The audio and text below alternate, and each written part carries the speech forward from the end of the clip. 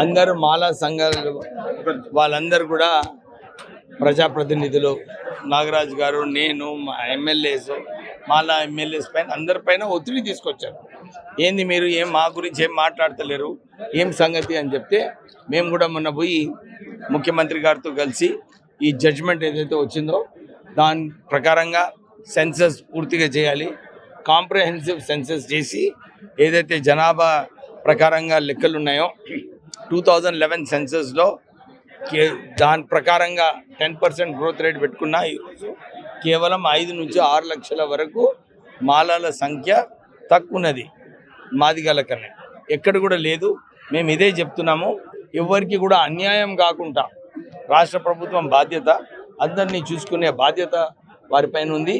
మీరు సరిగా సెన్సస్ చేసిన తర్వాత సుప్రీంకోర్టు గైడ్లైన్స్ ప్రకారంగా ఏది నిర్ణయం తీసుకుంటారో అది తీసుకోవచ్చు. కానీ అప్పటి వరకు మాలలు ఏదైతే ఉన్నారో ఇక్కడ సంఖ్య తెలంగాణ వ్యాప్తంగా వాళ్ళ సంఖ్య కరెక్ట్గా అసెస్ చేసి మీరు నిర్ణయాలు తీసుకోవాలని చెప్పి మేము ఎమ్మెల్యేలందరూ కూడా కలవడం జరిగింది.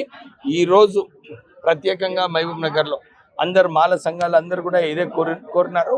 మేము 2 లక్షలతో మీటింగ్ పెడతాం సార్, మీరందరూ కూడా రావాలని చెప్పి వారు కోరడం జరిగింది.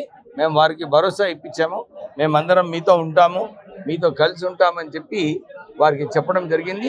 త్వరలోనే మేము వచ్చి ఈ పబ్లిక్ మీటింగ్ని అటెండ్ చేయబోతున్నాము.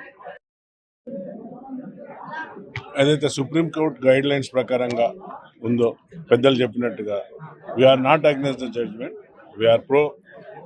ముఖ్యమంత్రి గారికి మా యొక్క సంఘాలన్నీ అందరూ కూడా ఒత్తిడి తీసుకొని వస్తే వారి ద్వారా గౌరవ ముఖ్యమంత్రి గారికి కలిసి రిప్రజెంటేట్ చేయడం జరిగింది. రిప్రజెంట్ చేసిన తర్వాత ఈరోజు ఇక్కడ ఎంప్లాయీస్ అండ్ మహబూబ్ నగర్లో ఎంప్లాయీస్ తర్వాత సంఘాలందరూ కూడా మమ్మల్ని ఆహ్వానించడం జరిగింది. సో వారందరితో కూడా ఈరోజు ఏం జరగబోతుంది, ఏం జరగాలి, కార్యాచరణ ఏంటిది అనేది వారితో చర్చించడం జరిగింది.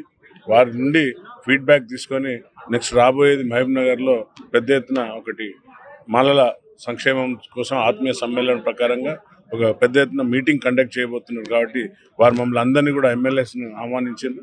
తప్పనిసరిగా యొక్క మాల సంఘాల నుండి అలాగే ఉద్యోగస్తుల నుండి కూడా అందరి నుండి ఆహ్వానం అందుకున్నందుకు తప్పనిసరిగా మేము ఆ రోజు వస్తామని మాట ఇవ్వడం జరిగింది.